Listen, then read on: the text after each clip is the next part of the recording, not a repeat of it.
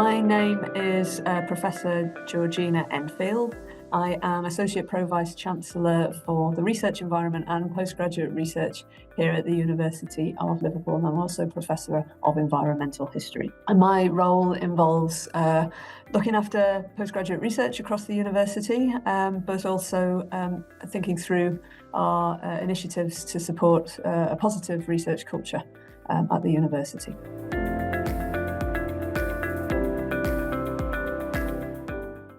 So a positive research culture is one that is open, is supportive, is proactive and inclusive. I think it's one where everybody feels they have a voice and that voice is heard. I think it's a place or a context where it's a trusted space where people feel that they can share their views, and it's also a positive place or context within which to work. I think it's also important that there's very clear lines of communication so that people know how to express views, but also how information will be shared. If I was to think about what a positive research culture might look like as well, I think it's where there's very clear policies, very clear processes and procedures in place to support and benefit everybody within a positive environment. And I think there has to be commitment to those principles and procedures as well. I think it's where all of those things happen as business as usual.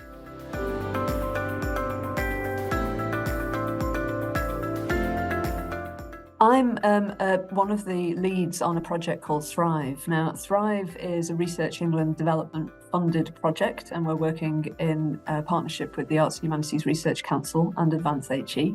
And what we are doing is co-developing with the sector a new model of teams-based working, which is more, it includes diversity and inclusion as a kind of pivot, really, as a really sort of important part of teamwork.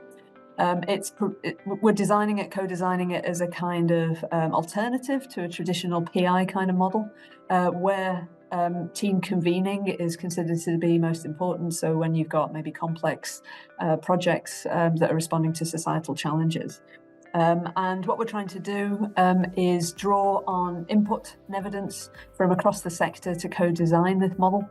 And we will hopefully be testing it out through a live funding call with the Arts and Humanities Research Council later this year, 2024.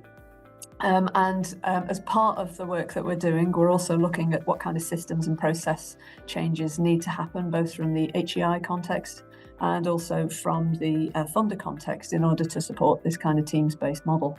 As I say, ED&I is absolutely core to the ideas that we're developing within Thrive, and it's very much about moving away from a kind of traditional academic PI lead on projects to thinking about different kinds of leadership models within a sort of teams-based research orientation.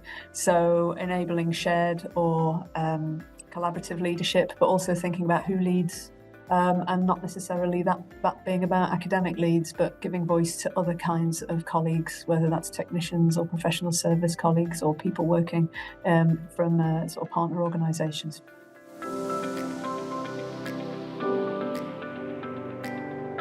I think in terms of highlighting particular projects that have benefited from a healthy research culture, I would also say that Thrive, which has been ongoing since last summer, is actually one of the examples that I would say has benefited from an open research culture. It's been very much evidence-led and it's been very much inclusive by design. So we've been working with colleagues across many different disciplines, across many different institutions within HEIs, but also beyond. So working with partner organisations, working with technicians groups, working with industry partners, working with non-governmental organisations and charity groups, just to try to identify what makes for an effective team, what does effective collaboration and inclusive collaboration look like, and how can we input that kind of experience into the shaping of the Thrive model that we're putting together.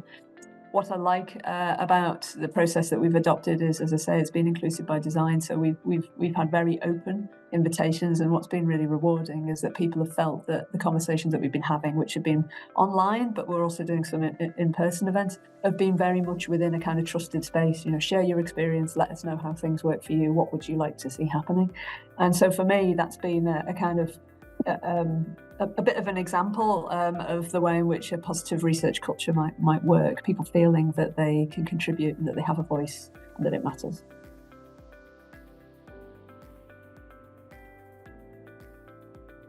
I'm lucky that I'm a representative from the University of Liverpool that is involved with the N8 Research Culture Group. And the N8 has been incredibly helpful in terms of sharing of good practice, in terms of providing a body of people who are working on very similar kinds of initiatives, or certainly trying to get a positive research culture off the ground in their respective institutions. Some are further along than others, but I think there's really interesting work going on. And this group acts as a kind of group of critical friends, but also provides a kind of added value through the shared learning, through the shared experiences, and through this kind of pooled knowledge. This is working for us. This is what you could do in your institution. So that kind of community of practice around research culture has been incredibly rewarding, but also really, really important for me in my particular role at the University of Liverpool. And I should imagine other people in the group feel the same way.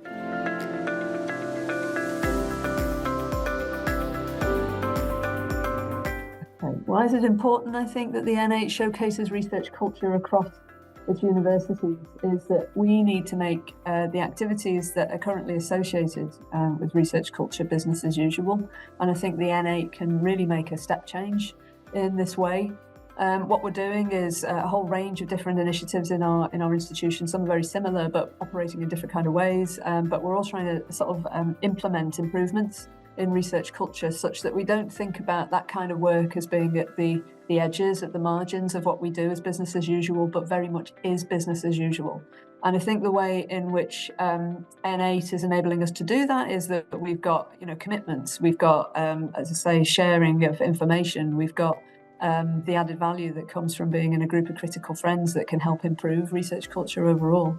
So I think it's that kind of shared wisdom, shared knowledge, but also the potential to use the N8 as an exemplar of making research culture business as usual.